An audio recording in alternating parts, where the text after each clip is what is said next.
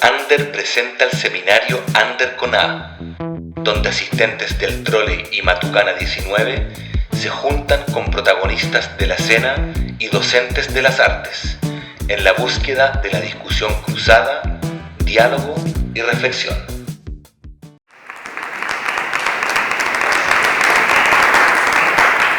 Bienvenidos y bienvenidas, muchas gracias por estar acá. Para nosotros este es un momento muy lindo porque hemos esperado mucho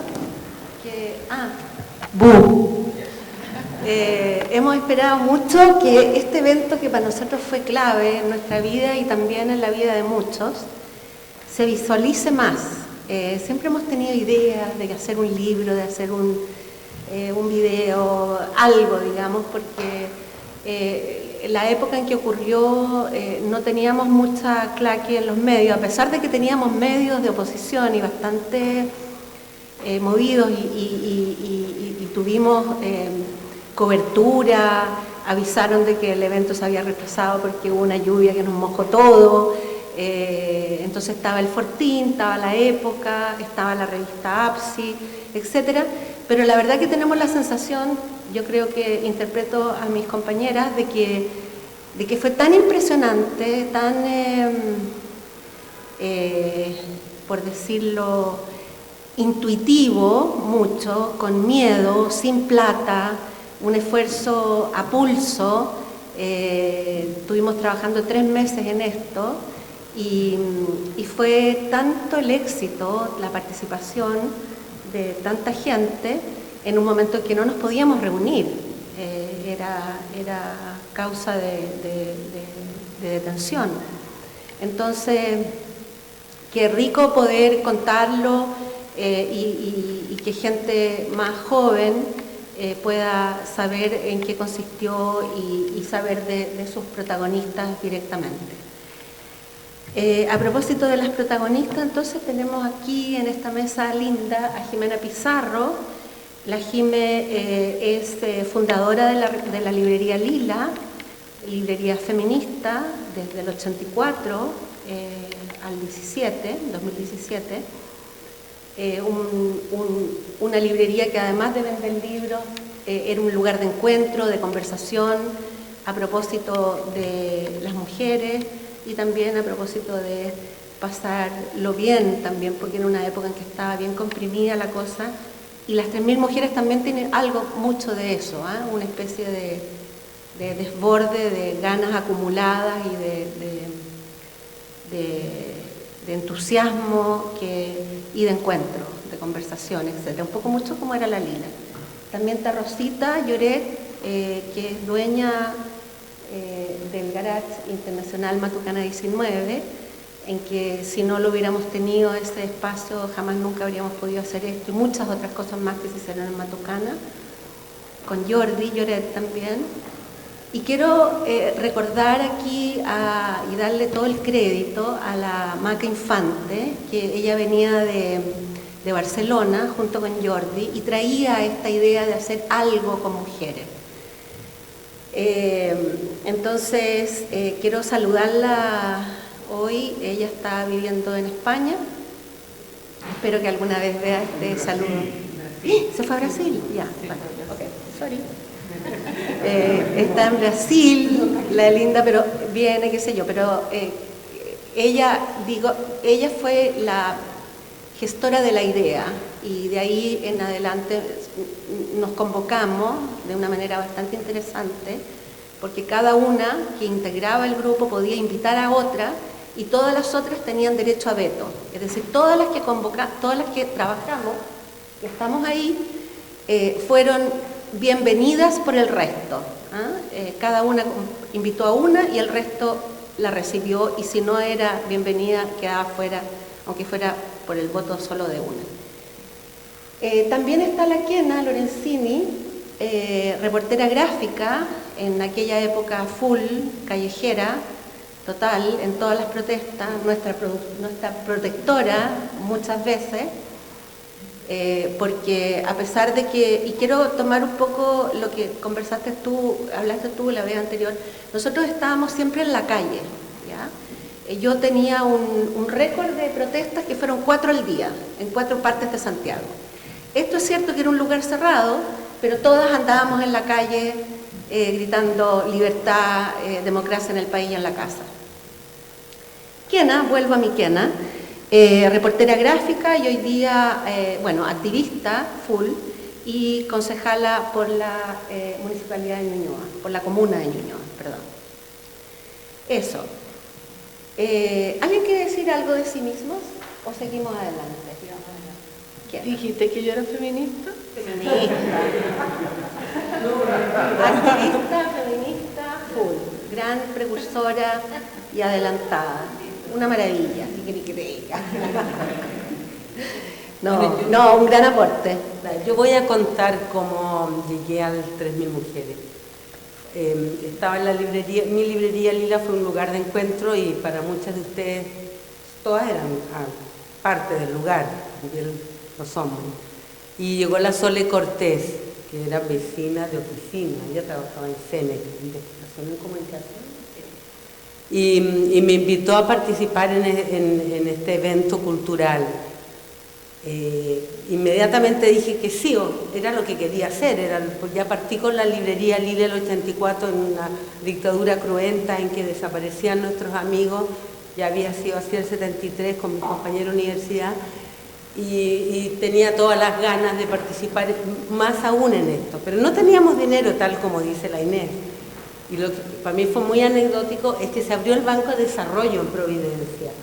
Y yo fui como la primera o segunda cliente del banco, entonces como librería Lila, y pedí un crédito de 200 lucas para poder arreglar, hacer todo el trabajo, la preparación de este gran evento.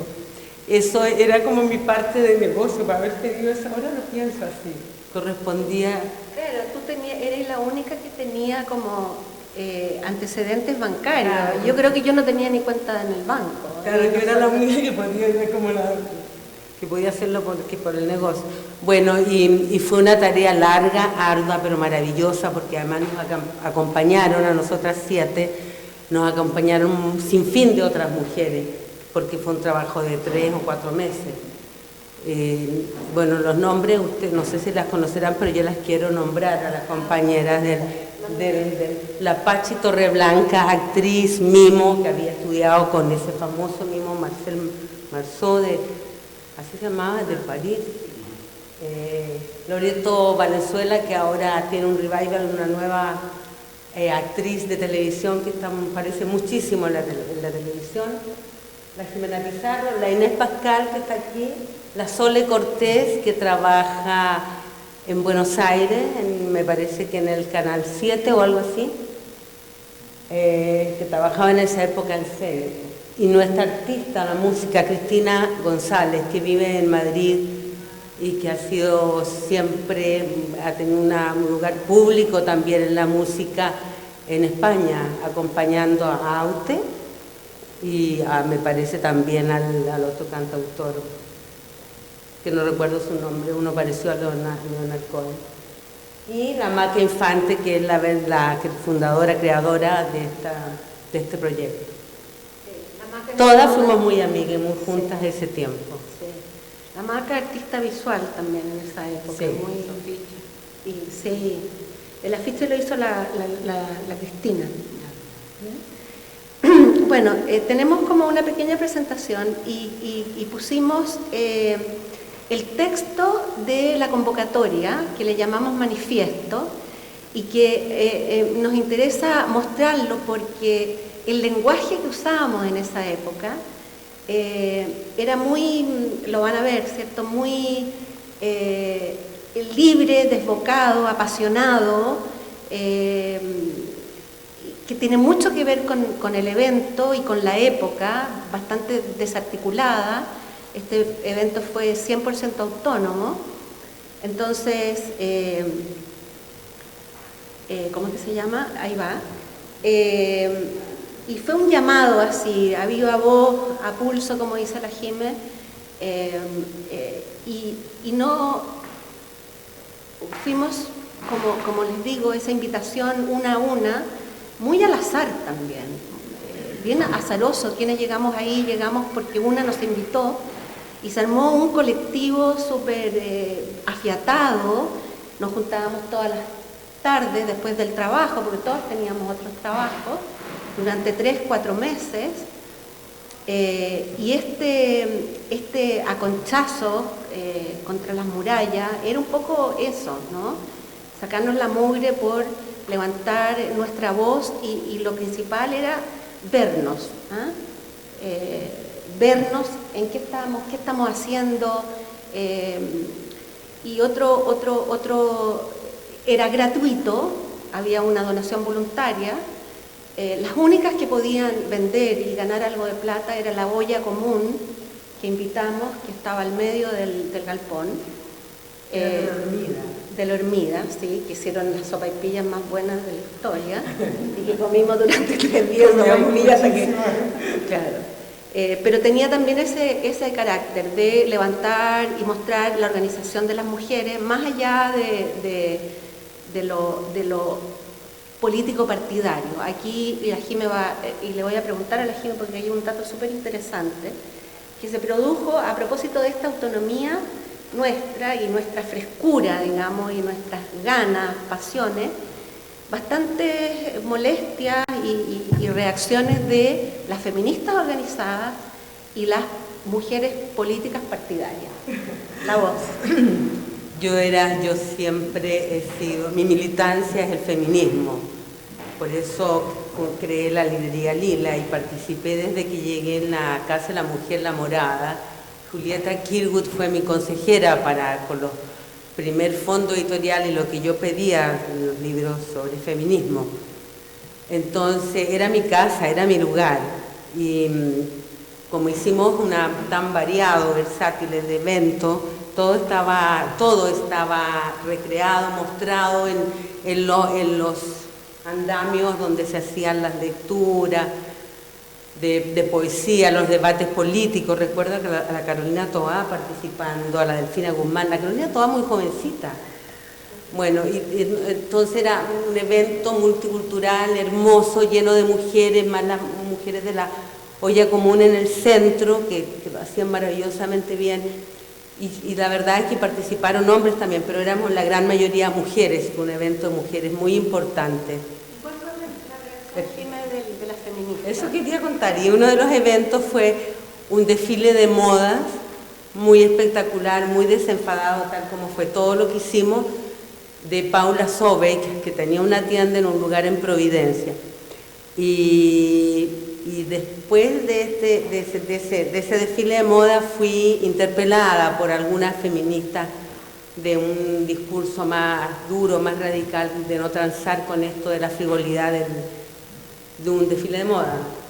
Y por eso fuimos estigmatizadas. Sí. Fue muy criticado. También las mujeres políticas. No sé si tú, Piena, tenías algo que agregar a propósito de la reacción desde las mujeres militantes, por decirlo. A ver, lo que pasa es que el segundo evento de mujeres que hay, y me atrevería a decir que hubo 3 en total durante la dictadura, el primero había sido en el 83, que había sido el Caupolicanazo. Este era súper independiente de todo. Era un grupo de mujeres acotado, porque el Caupolicano el Caupolicanazo del 83 había sido organizado entre Mujeres por la Vida, organizaciones de la sociedad civil, pero este era un evento súper acotado. En cuanto a su origen, eran esas mujeres que están ahí en las fotos, más el apoyo que seguramente tuvieron de gente cercana. Y el tercer evento, ¿cierto?, el Caupolicanazo, en que ahí tuvieron las políticas, las feministas, tuvimos todo. Creo que fue un acto súper político, sin estar dominado por algún referente específico. En todo lo que se hizo, en todo lo que se conversó, había un contenido político súper potente y feminista, sin declararlo explícitamente, que esa era la gracia que tenía, porque también había miedo en esa época y no podíamos andar levantando cartas a pito porque no estábamos en la calle para arrancar, ¿cierto? Estábamos encerrados en un lugar, pero creo que tuvo un contenido político muy importante. De hecho, las conversaciones plenarios que habían arriba en el escenario, que invitamos a mujeres muy diversas y que las sacamos de su contexto habitual. Es decir, por ejemplo, estaba la Delfina Guzmán y le preguntaron no sobre teatro, sino que le preguntaron sobre clima, ¿entiendes? Estaba la Juana Madero, que era la viuda de Guerrero, que había sido recién muerto a propósito del atentado contra Pinochet, y a ella le preguntaron, y no lo olvidaré en la vida, le preguntaron ¿de dónde sacas o cómo mantienes esa sonrisa tan bella? Ella estaba viuda hacía menos de un mes. Preguntas de ese tipo, digamos, había como sacar del discurso clásico, del discurso, digamos, ya aprendido o más de político explícito, y situarnos en una conversación abierta, sincera, auténtica, muy genuina, ¿ya? Y nos tomamos todas como mujeres, las que estaban en los plenarios, las que estábamos abajo, arriba, en el arte, en la exposición, en la fotografía, etcétera, con la libertad de poder hablar desde nosotros como mujeres, sin ninguna restricción, y eso siempre tiene un contenido político, sobre todo en ese momento y en ese contexto en donde prácticamente la vida nuestra estaba atravesada por la lucha por la conquista de la democracia. Eso quería agregar, sorry.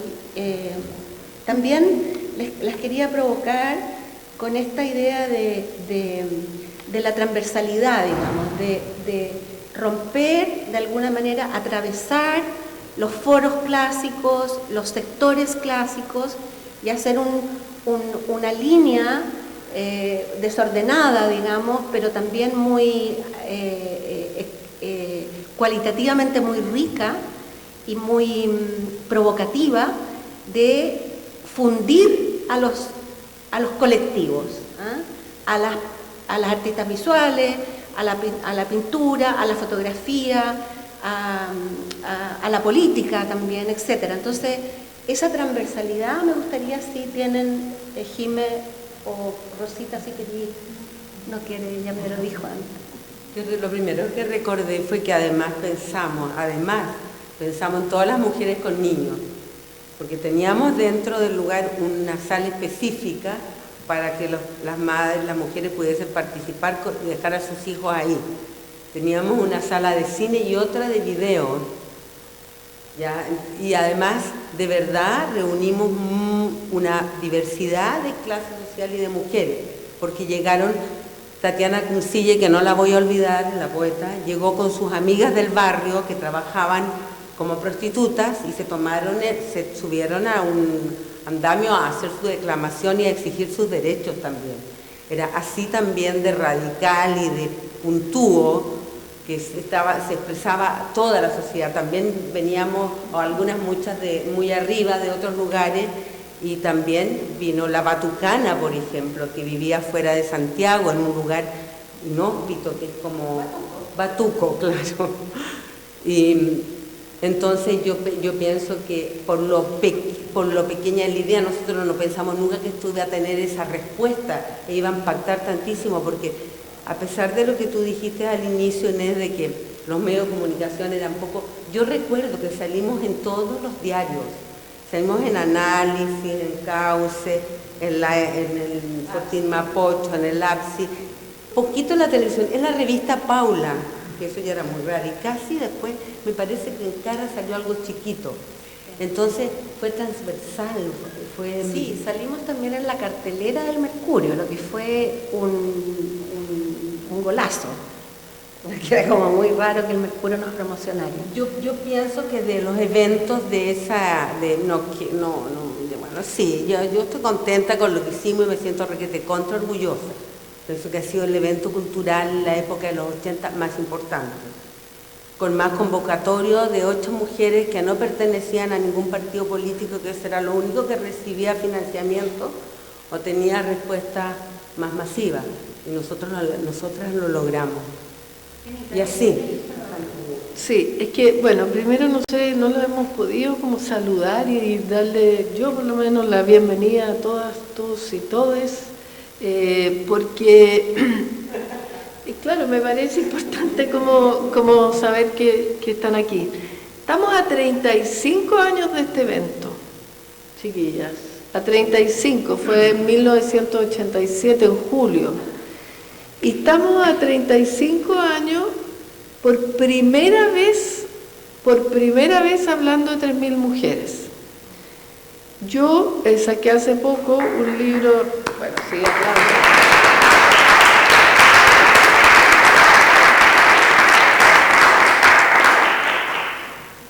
Yo creo que es muy valioso que esta exposición contenga fotografía de 3.000 mujeres. Yo quería decir que fue tan político que yo vine a reportear.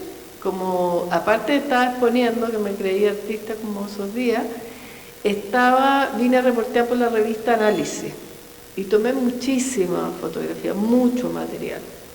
Y cuando hice este libro de las mujeres que lucharon contra la dictadura el año pasado, no tenía dónde meter el evento de las 3.000 mujeres, porque eran como la lucha callejera, no era el caupolicanazo, era una cuestión y aquí lo tengo, de arte con mayúscula, porque yo le doy gran importancia a que un acto de arte sea tan político, porque en ese tiempo habían salas de exposiciones, ¿cómo se llama?, que eran importantes para nosotros, que eran éramos el underground, pero 3.000 mujeres fue un acto de arte superior, o sea, las bailarinas, las mujeres que bailaron, las que danzaron, las que cantaron, las que fueron poetas, las que eran pensadoras, fue una cuestión, o sea, yo creo que como fue adelantada también a los tiempos. Yo tengo esas fotos de las mujeres que se ponían el pelo con los bigotes, la Cristina, rompía mucho. Esa es una sensación que tengo yo, era rompedor.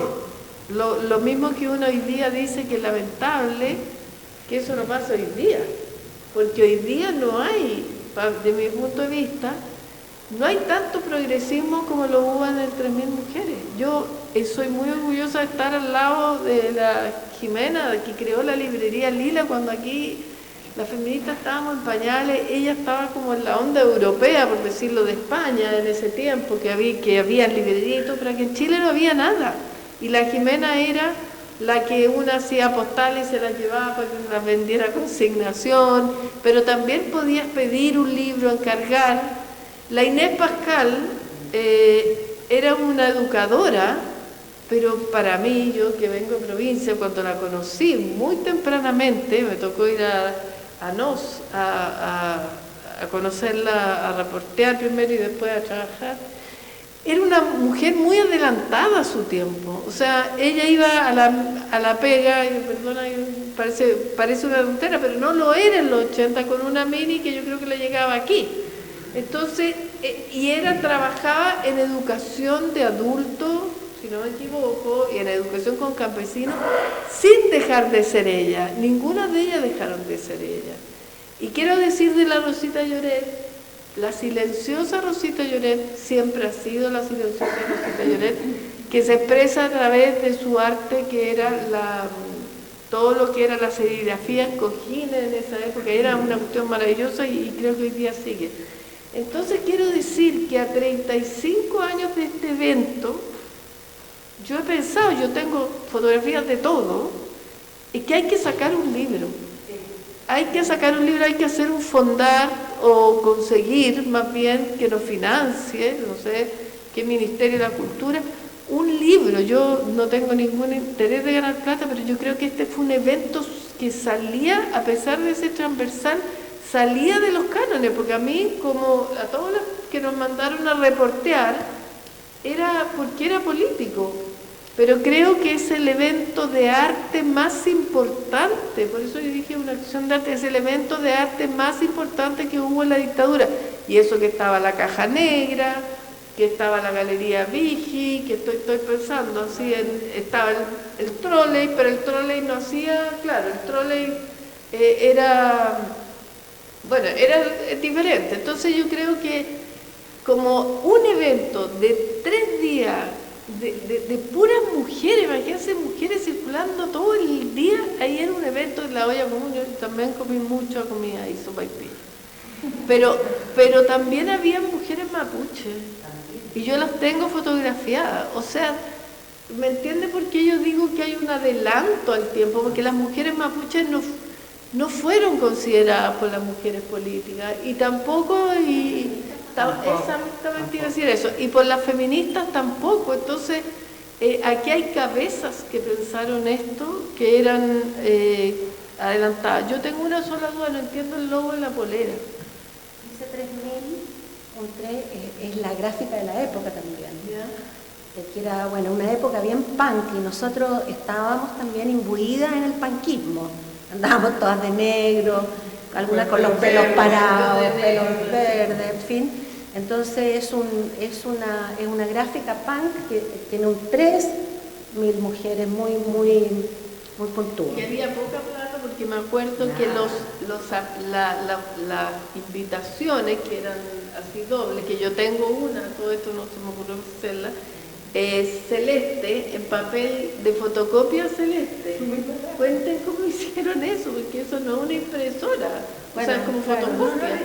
Esos papeles. Sí, la mayoría fueron donaciones. Por ejemplo, tuvimos que empapelar cuando se llovió, el día antes de empezar, se llovió el galpón completo, teníamos ya montado todo y después tuvimos que empapelarlo con unos rollos de papel que nos conseguimos, no me acuerdo en dónde, que corrían los rollos y empapelamos todo el galpón. La verdad es que fue mucha donación, aparte de las 200 lucas que se consiguió la Jime en el banco. Teníamos también la condición de que todas las invitadas, el único beneficio que le ofrecíamos era el espacio. Ellas tenían que llevar sus obras y sacar sus obras. Y no había posibilidades y nosotros ayudábamos en el montaje.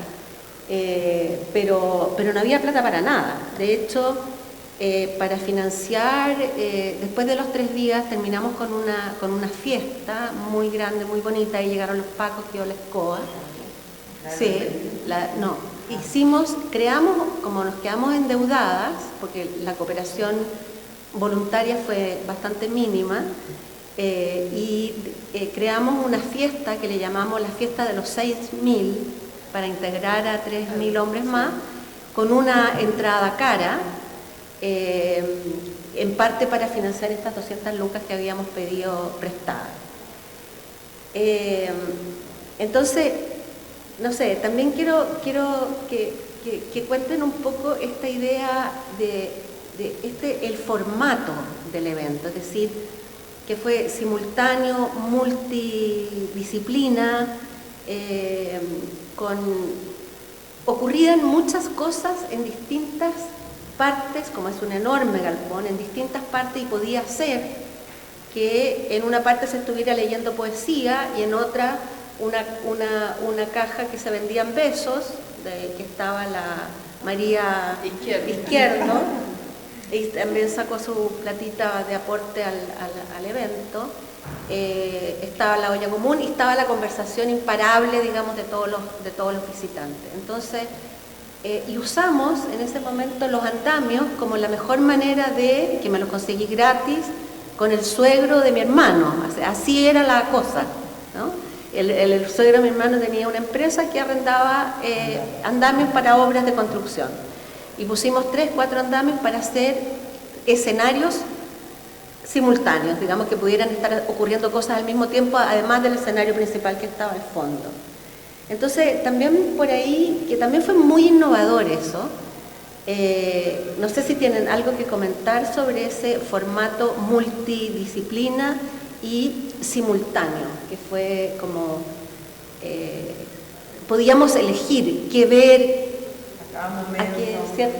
cada momento cambiando, y no se interferían una acción de acá con la otra. Era el lugar, debe haber sido muy grande, Rosita, el espacio. porque teníamos la sala donde estaba el cine, porque la de video, porque cuidaba a los niños, los andamios, las esculturas, porque había escultura, había pintura, había un lugar donde se proyectaba también, en el mismo lugar se hicieron proyecciones de diapositivas en esa época o películas. Y todo no había ruido que molestara. Lo que sí fue único, me parece, en el momento del desfile de moda, que fue además también muy rupturista, muy novedoso, muy la Paula Sobe. Por decirle que la moda estaba siendo mal visto, digamos, tenía una cierta superficialidad vista desde las políticas y desde las feministas también. La mujer objeto y el tema de aquel de no transgredir el cuerpo, en fin, todo lo que está hoy día. Que además el discurso feminista era bastante teórico en esa época, bastante elevado, y aunque el llamado de las feministas era democracia en el país y en la casa y en la cama también, tenía que ver con la vida cotidiana, el discurso feminista también estaba lejos de la vida nuestra, ¿ya? Entonces, nosotros cuando convocamos a la Paula Sobe, que veníamos con ese ímpetu, ¿cierto?, de romper lo establecido y atravesar fronteras, incluimos también, que no nos resultó, pero yo estuve en la casa y queríamos hacer un show con la Cristina Tocco de striptease. Le dio miedo a ella el público, que podía ser muy crítico, que le podían tirar tomates, qué sé yo. Traté por todos los lados posibles de convencerla, porque me parecía alucinante, y nos parecía, porque eran todos acuerdos que tomábamos en la noche anterior y después íbamos a buscar a las personas, de que hubiera también un acto de reivindicación de un arte que nos parecía legítimo, así como también las prostitutas se pararon en el escenario y declararon su manifiesto. Bueno, no nos resultó, habría sido todavía una bomba mayor que la de un desfile de moda, pero ese era nuestro, como por decir, nuestro impulso, ¿cierto?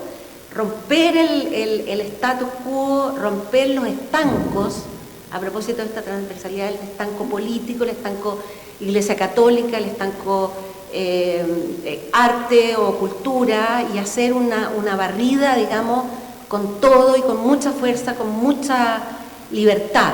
La libertad que no teníamos en la calle, la libertad que no estábamos viviendo en la vida de todos nosotros. Muy arrogada, muy valiente, porque tienen que pensar y no se olviden que estábamos en dictadura y que la gente desaparecía cada noche, y que llegar a los barrios donde nosotros circulábamos a altas horas de la noche era un peligro.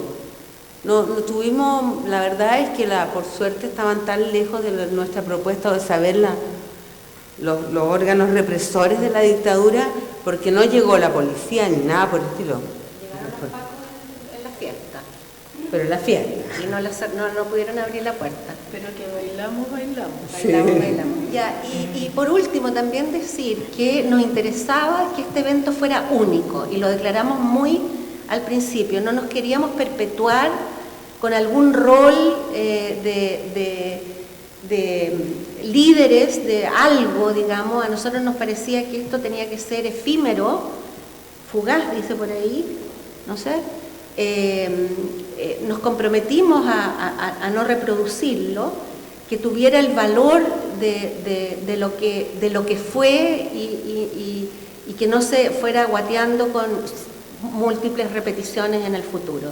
Yo creo que esa decisión fue muy linda, generosa, audaz también, y jugada completamente por este evento específico. ¿Ya? Nunca se nos ocurrió ni pensar, nunca. No, decidimos no repetirlo. Iba a ser uno y único, salvo la fiesta de los 6.000, que fue para conseguirnos plata. Entonces nosotros pensábamos que siempre mañana van a ser otras, y hoy día está más que recontra comprobado, y a mí me encantaría que las jóvenes feministas hoy día, con toda su potencia y con todo su ímpetu, digamos, que es tan bonito hoy día el movimiento feminista de mujeres jóvenes, poder compartirlo. Ese sería como un interés así. Porque hoy, es decir, están siendo ellas las que están convocando y se están despechugando y están rompiendo, digamos, la expresión de las mujeres y el derecho al cuerpo, el derecho a reproducción, y un montón de reivindicaciones que en ese momento no estaban declaradas, estaban tácitas en todos los rincones de este evento de las 3.000 mujeres. Eso por el Yo quiero contar por último una anécdota.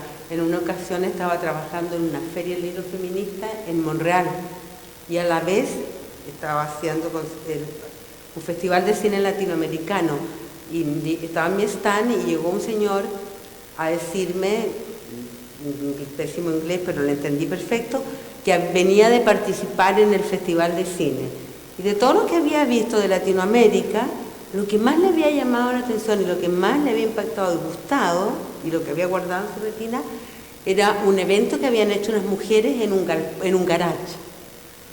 Y ahí le dije inmediatamente, Porque vio el video. Claro, vio la película, venía del Festival de Documentales y Películas Latinoamericanas. O sea, nuestro impacto fue internacional. Por eso tenemos a José. Eso, chiquillos, teníamos para contarles. Si hay alguna pregunta, algún comentario. ¿Rodrigo? Sí, yo tengo 5 puntos que van fundamentalmente para Elena y la Jimena. Y tiene que ver con reflexiones de lo que han hablado, digamos, pero me gustaría como escucharlas más. El impacto que tuvo esto en el movimiento feminista, ese es uno que me gustaría que profundizaran, a Jimena y Kena. Después está esto del arte, la política, lo feminista, que pasaron 35 años y hoy día están las tesis, o hace 1 año o 2 años atrás están las tesis. Entonces, ¿cómo ven ustedes eso? ¿Cuál es la relación que hacen respecto de el levantarse y el levantar de las mujeres en ese sentido? Después hay un tercer punto que tiene que ver con qué es lo que piensan ustedes respecto del arte y política. Y después lo otro es el cuerpo como política, o el cuerpo es político. Son cosas así, ideas para que ustedes... Y después lo último es, ¿por qué 35 años? ¿Por qué han pasado 35 años? ¿Y cuáles son los próximos pasos? Ya, sí. El movimiento feminista estuvo presente de alguna manera. Por ejemplo, Mujeres por la Vida, Loti Rosenfeld, Teresa Valdés, Jimena Duque, Patti Duque, estuvieron presentes. Éramos de Mujeres por la Vida, políticas, de partidos, pero también el movimiento de Mujeres por la Vida fue un movimiento que se hizo justamente porque los partidos no se movían y se armó Mujeres por la Vida y ahí había mucho feminismo. Éramos muchas las feministas y participamos, pero no como con nada, sino que estuvimos presentes. Y algunas feministas que tenían una visión más allá, como Loti Rosenfeld, que son artistas y todo, en este espacio también estuvieron presentes. Pero yo siento que, insisto que fue un acto que a las que no convocó, o las que no se sintieron convocadas en la política que es conservadora hasta el día de hoy. O sea, sin ir más lejos, hasta el día de hoy estamos viendo que lo único que trata, ¿cierto?, un gobierno que se supone que iba a ser progre, trate de mantener el statu quo. Entonces, las feministas reaccionaron mal en general como grupo, sobre todo al desfile de moda, porque en ese tiempo lo del cuerpo todavía no era un gran tema, sino que era más bien como tenía esa cosa de como exponerse como vaca. Esa era como la cuestión, como la Miss Mundo. Ese era el nivel de la crítica. No el nivel de la crítica que podríamos decir hoy respecto de lo que hicieron las mujeres jóvenes en el 2018, en mayo del 2018, en que dicen el cuerpo es mío, yo hago con mi cuerpo lo que quiero, lo muestro, no sé qué. O sea, si yo quiero, voy a una mi universo, si no quiero, no voy. O sea, no había esa apropiación sobre el cuerpo. Y lo demás no le habrá hecho sentido si el feminismo se ha demorado mucho en crecer. O sea, en esa época el lesbianismo, por ejemplo, habían N lesbianas, no todas, porque todas dicen que los feministas son todas lesbianas, falso, pero había muchas lesbianas que no, su palabra no era parte del feminismo en esa época. O sea, yo todavía no era lesbiana, no, sí ya era, no me acuerdo, pero sí, puede ser, no, sí, justo en ese año, como ahí tuve mi primera, pero quiero decir que el feminismo no consideraba a las lesbianas como algo relevante, entonces tampoco el arte lo consideraban, a propósito de arte y política, como algo relevante para la consecución de derechos, para la lucha contra una dictadura. Por supuesto, las tesis hoy día podrían haber sido las tesis las chiquillas si se hubiera hecho, las tesis hicieron un manifiesto, que hoy día te da espacio para hacer ese manifiesto, que ellas tenían piso para hacer el manifiesto, porque el piso se lo había dado el 2018, con el feminismo y el cuerpo, y que nace justamente del Me Too, que tiene que ver con el violador eres tú, que tiene que ver con las violaciones, con los abusos sexuales y qué sé yo. Entonces, la comparación, no había el piso que hoy día tienen las tesis. Yo creo que fue más fácil para las tesis que para este evento. Esa es mi impresión, con todos los medios de comunicación, la globalización, que ahora lo que hagáis puede salir en cualquier parte.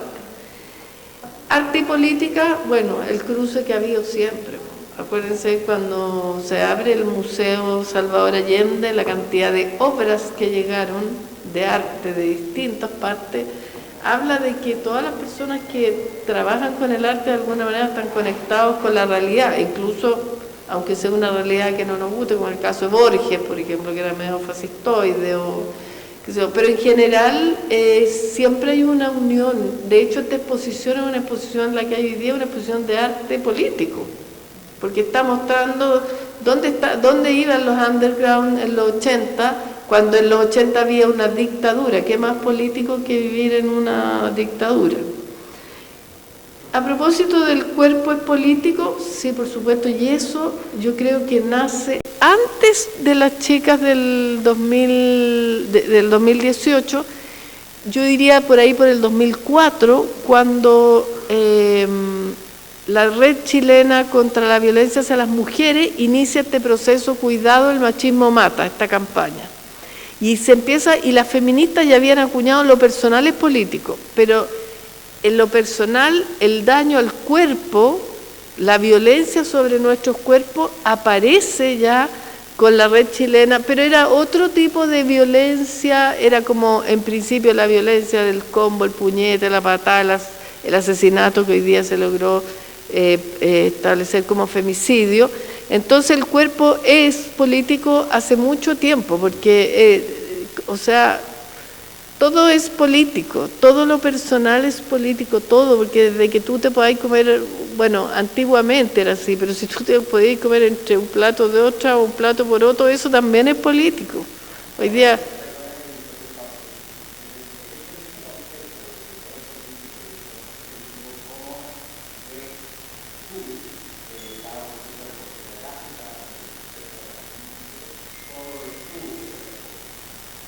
El cuerpo político de 3.000 mujeres y el arte. Bueno, yo dije que había sido una acción de arte, debería haber dicho de arte político, y de aquí nunca más me olvidaré de Silva cuando saquemos el libro, porque ahí nada era nimio, no sé cómo explicarlo, nada de lo que se exponía era ponte tú, ella.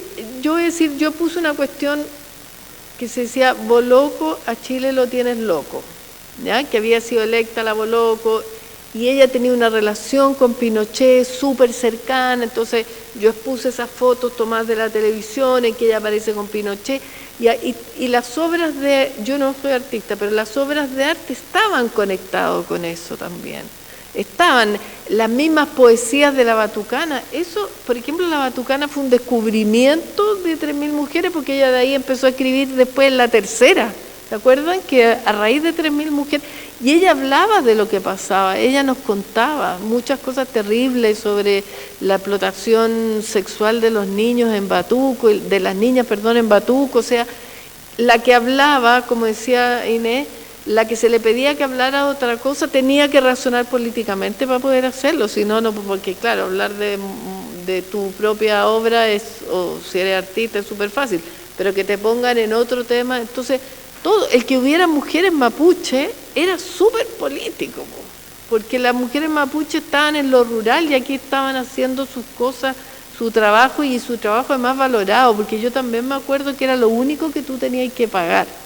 O sea, tampoco fue como la llevamos para mostrar folclóricamente a las mujeres mapuche, no, políticamente. Y eso, por eso digo que aquí no se ha hecho un reconocimiento y yo no tuve nunca en ese libro donde meter este evento, porque es un evento que merece su propio espacio.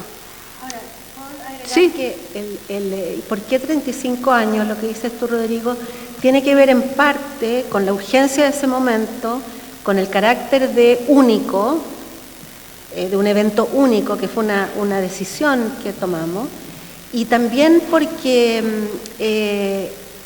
ahí tenía un nivel de vitalidad que ante un enemigo único en el que estábamos todas unidas, ¿cachai? Y todo Chile, por decirlo de alguna manera también, al desaparecer ese enemigo tan perfilado, tan bien identificado, digamos, que nos movilizaba desde las vísceras, ¿me entendí?, desde el corazón, desde todas partes, digamos, para poder liberarnos. Llega la democracia y viene una instalación que ya todos sabemos y no me voy a alargar en esto, pero que se hizo cargo de bajarle el ánimo, digamos, el ánimo creativo a todos estos movimientos espontáneos y no tanto que hubieron en la dictadura. De hecho, en algún momento con la Jime, que no, estamos mucho juntas, a veces hasta echamos de menos la dictadura. Porque era un nivel el contexto, porque era un nivel de creatividad, de esa urgencia, digamos, esa necesidad vital por expresarse, por sacar, por juntarse, por provocar, ¿cachai? Se desvaneció y lo urdieron, digamos, bastante onda costura de alta gama. O sea, esa cuestión está claro que fue provocada. Entonces, pasan esas dos cosas. Fue único, decidimos que fuera único, y viene el bajón cultural y anímico de la democracia a partir del 90. Y nosotros nos esparcimos, nos desperdigamos, seguimos siendo amigas del alma, pero no hemos sido... También, pero yo quería, antes que nos decían las feministas españolas cuando nos visitaban en dictadura, nos decían, contra Franco estábamos mejor, no se olviden, mujeres, porque obviamente las mujeres del movimiento feminista, de mi cercanía, de la Casa de la Mujer La Morada, accedieron a puestos de poder o en el gobierno, en el regreso a la democracia, y se fueron olvidando las reivindicaciones o lo que las feministas de La Morada exigíamos, que era democracia en el país y en la casa, el derecho al aborto, la diversidad sexual, porque en la Casa de la Mujer La Morada sí existió desde el inicio hubo un movimiento que son las Ayuquelén, que comenzaron como el 83, 84, desde la Casa de la Mujer La Morada, pero nunca creció, no había el apoyo o la libertad de poder sentirse incluida. No creció el movimiento Ayuquelén, se mantuvo así. Y con respecto, la feminista no fue una de que, quiero aclarar esto, a que no vaya a quedar en ninguna mente joven esa idea de que el movimiento feminista o la Casa de la Mujer La Morada hizo como una declaración diciendo que no estaban molestas con el 3.000 mujeres. No, fueron comentarios, porque estaban muchas mujeres también, así como estaban las de Mujeres por la Vida, estaban muchas mujeres de la Casa de la Mujer La Morada, que era el movimiento feminista más importante y de donde salía todo lo que se hacía los 8 convocaban a todos, era más institucional. Ya. ¿Lo de 35.000 mujeres? O sea, lo de 35.000 35 años. No, lo que quería decir es que... Ya. ¿Por qué 35 años? Porque en realidad eso es lo que nos hemos demorado en despertarnos. En el caso, yo por ejemplo, recién el año pasado hice exposición en el GAM sobre la lucha de las mujeres contra la dictadura. Yo soy feminista desde el año 83 y hacíamos en el tiempo de la dictadura justamente en la Moralla, en el Mapocho, ¿cómo se llamaba esto que dirigía la Mónica Echeverría? El Centro Cultural Mapocho. Hacíamos exposiciones sobre, yo por lo menos hice 2, y en la Caja Negra 3, sobre las mujeres en dictadura. Pero durante todo este tiempo, digamos del 85, vamos a tomar del 85, no el 87, porque yo, desde el 90, había un silencio total sobre el trabajo de nosotras. Entonces cuando y el 90 como hubo un silencio total sobre todo lo que había pasado en Chile, nosotras yo creo, yo así lo siento, que el 2018 las mujeres, las feministas y las mujeres, llevábamos 30 años esperando que estas cabras hicieran esto. O sea, hubo 30 años en que el feminismo estuvo, pero ponte tú, los 8 de marzo eran una lata, porque eran, no sé si ustedes se acuerdan, pero eran puestos, ya no eran marchas, éramos las mismas siempre, nos acompañábamos. No sé, las que pedían la píldora después tenían sobre los 80 años, todo era como así, éramos como como un grupito que estuvo durante 30 años. Entonces cuando viene el 2018, como que la felicidad fue máxima, es decir, se le transmitió a la cabra que no lo habían logrado todo y que falta mucho por lograr. Entonces yo ahí como que dije, oye, yo tengo que sacar a las mujeres, yo tengo mucho material sobre la lucha de las mujeres, además anónima. Y después de esto, bueno, ahora estamos con que el Museo de la Memoria y los Derechos Humanos, hace una semana inauguramos una exposición de los archivos del museo sobre la lucha de las mujeres en dictadura. Entonces como que tuvo que pasar el 2018 para que empezáramos a reconocer y a recoger. Insisto, hay que recogerlo de 3.000 mujeres, yo eso lo tengo así como en el disco duro. ¿Y qué viene más para adelante? Yo creo que al feminismo, no sé qué decir respecto al arte, pero al feminismo le queda una reflexión muy grande. O sea, el feminismo también perdió con el rechazo. Nosotros hicimos una lucha enorme para el apruebo. Lo dimos todo por Boric, independientemente de que algunas feministas no estaban con Boric totalmente.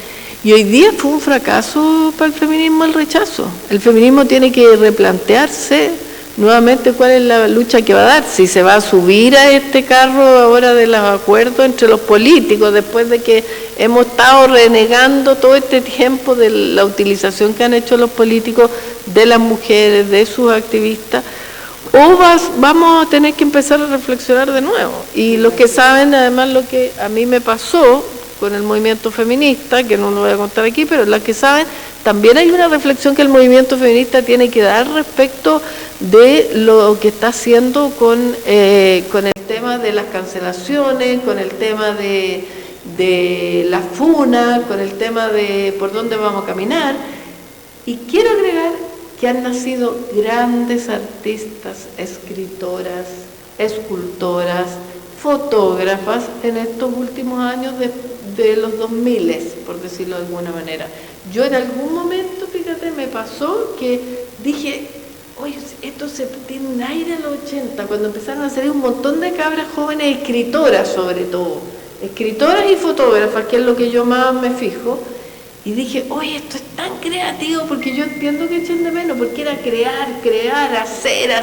Ahora la Inés, debo decir que fue también pionera en la lucha y en las marchas por la disidencia, diversidades sexuales también, que es importante saber que cuando una persona es adelantada y pasó el tiempo, sigue siendo adelantada y eso me parece importante para que saquemos el libro.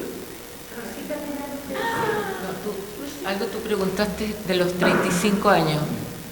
Si no hubiera sido por Juan José y otra persona, que no me acuerdo el nombre, que se propusieron estudiar esto, podían haber pasado 40 o 50, no haber pasado nunca. Así que gracias a él también se descubrió todo esto. Así que...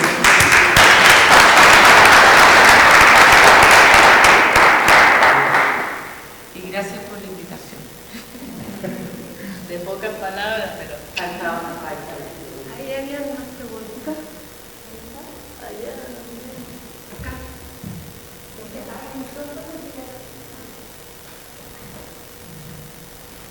Sí, muchas gracias por esta maravillosa exposición que hicieron. Yo una preguntita muy rápida que me interesaría saber es, durante este evento que duró 3 días, contaban que hubo un cruce de clase, que habían mujeres pobladoras del barrio, pero también mujeres de quizás clase más alta. Me gustaría saber un poco qué es lo que quedó de esto al final del evento, si este cruce siguió o quizás en algunas palabras. Gracias.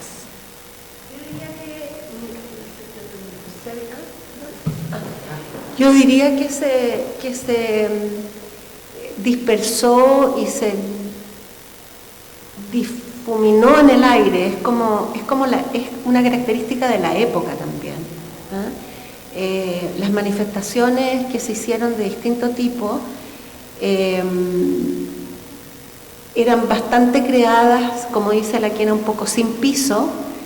Se producían, se creaban y terminaban como una especie de... Nosotras seguimos juntas, de ahí partió nuestra amistad y son 35 años y hemos hecho más cosas, pero yo te diría que el evento como evento y todo lo que ahí ocurrió no tuvo un impacto que perdurara en el tiempo en alguna manifestación específica. El retorno de la democracia fue lo que más fuertemente pasó.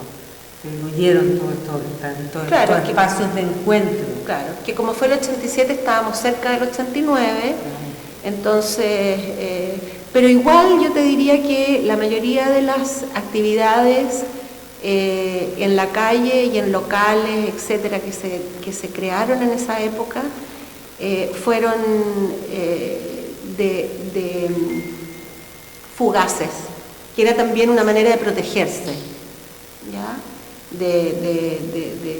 Porque había mucho miedo, o sea, esto no era un juego, digamos, que te podía, en el que no te podía pasar nada, podían pasar cuestiones bien re graves.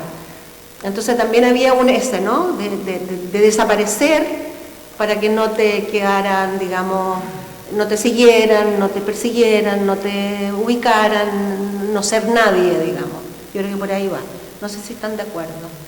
Eso claro, en el momento, pero más bien, más globalmente, yo creo que eso responde, lo leo de esa manera, al retorno de la democracia. Se fueron, por lo menos como feminista, desde mi experiencia en la Casa de la Mujer La Morada, las mujeres que estábamos ahí retornaron. Yo seguí con la librería Mujeres, ellas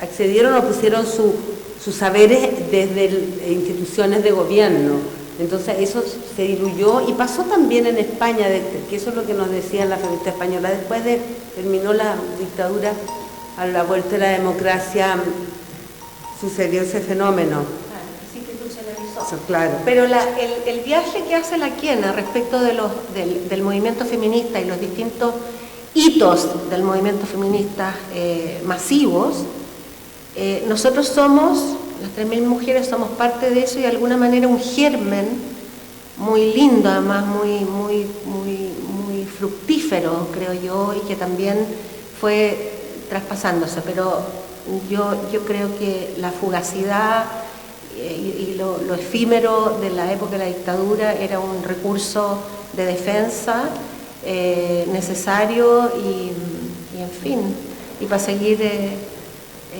haciendo otras cosas, igual seguimos. ¿Puedo decir algo sobre lo de las clases sociales, que preguntó algo de las clases, ¿no? De las mujeres de clase más alta y las otras todas juntas. Este país es fundamentalmente clasista, pero aquí hay un tema en el feminismo que, si bien podría haberse dicho que fue clasista, tenía que ver con que nosotras teníamos más oportunidades que otras mujeres para hacer cosas. O sea, el feminismo aquí nace desde la academia, el feminismo en Chile, de las mujeres sobre todo que volvieron del exilio y que se preocuparon, ¿cierto?, de la reforma agraria, que era lo que había quedado andando. Entonces querían saber qué pasó con las mujeres en la reforma agraria, y ahí se vuelven a unir las mujeres feministas en el círculo de la mujer. Pero hoy por hoy el feminismo, para mí, lo visualizo así, como los hombres cuando juegan fútbol. El gerente y el junior, todos somos iguales. El feminismo hoy día rompió esa barrera.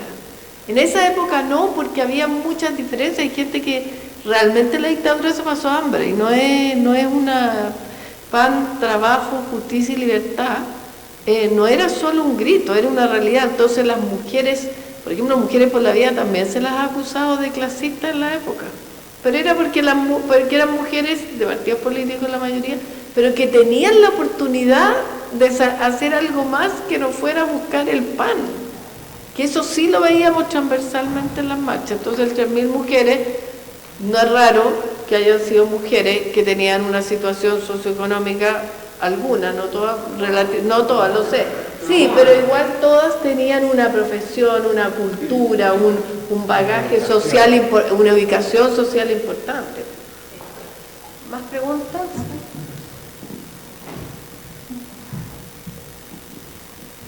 Hola, me gustaría saber desde el punto de vista feminista,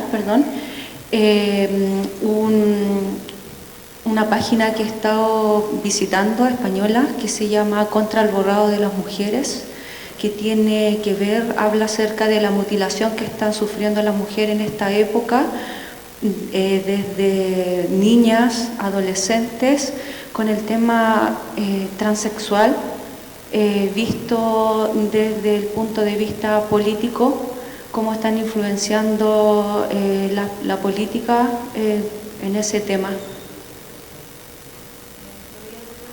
Es algo que me tiene súper preocupada, realmente. Yo no soy capaz de contestarla. Yo tampoco, como feminista no he hecho la reflexión más profunda para poder responder. Es que yo creo que no sé si entendí bien, si entendí bien que las jóvenes mujeres feministas trans están tomándose el movimiento feminista. No, ya, eso, por eso no escuché bien. La pregunta puntualmente es desde el punto de vista feminista. ¿Qué opinamos las mujeres feministas en cuanto a las mutilaciones que están sufriendo las niñas, las adolescentes, puntualmente desde el punto de vista transexual? Es algo que me tiene muy preocupada. ¿Te referías a los procesos de cambio de género? Exactamente. Sí. Ya, sobre eso mismo yo te voy a responder como feminista. Yo estoy por que tengamos una profunda reflexión la feminista acerca del tema, que es lo que propuse en las reuniones que hemos tenido en el MEMCHE en los últimos meses. No soy capaz de responderte porque tengo muchas contradicciones, mucha desinformación y no tengo clara mi postura. Así que me parece que la Kena no tiene ahí más. O sea, no sé si tengo la respuesta, pero tengo mi respuesta. Y es que con el 2018, cuando se dice el cuerpo es mío y con mi cuerpo hago lo que quiero, se abren muchas posibilidades. Y además con lo no binario empezamos a ver que ya los géneros no son dos, que la paridad nos va a quedar chica pronto, pero que hay muchas jóvenes, mujeres jóvenes que dicen, ¿sabéis que en realidad yo no me siento, no quiero ser mujer, quiero tener otro? Al abrirse las mentes, porque finalmente es una castración la que tenemos como seres humanos, el no poder transitar tu cuerpo por donde tú quieras. Hay un artista que se llama Orlando que se pone unas narices sobre lo que más le pesa en el cuerpo. Es una acción de arte, pero también hay muchas mujeres y muchos hombres jóvenes que quieren tener tránsito. Ahora, el tema de la operación es algo personal y en caso menor de edad, familiar, ¿ya? Hoy día lo que yo veo es que la mayoría de las mujeres trans no quieren operarse. Las mujeres trans que transitan de sexo masculino a género femenino, la mayoría, por lo que yo conozco, no se quieren operar. Más ocurre que en el caso de las mujeres del sexo femenino quieren transitar al género hombre, ahí hay operaciones, se sacan las pechugas, a veces el pene en general tampoco, porque además estas operaciones, acuérdense que son no irreversibles, pero sí tú te la puedes hacer una vez y cuando te la haces la otra vez de nuevo, suponte, si tú dejas que tu hija de 14 años se la haga, va a perder sensibilidad. Pero hoy día hay una lógica en las personas trans que es aceptar el cuerpo que tienen. Nací en un cuerpo equivocado, pero este cuerpo es mi cuerpo y lo voy a mantener tal cual, pero mi mente yo voy a hacer de otra manera. Entonces hay muchas mujeres trans que han cambiado físicamente, su pelo, pero como han sido género masculino, no se le ven la pechuga, los genitales tampoco.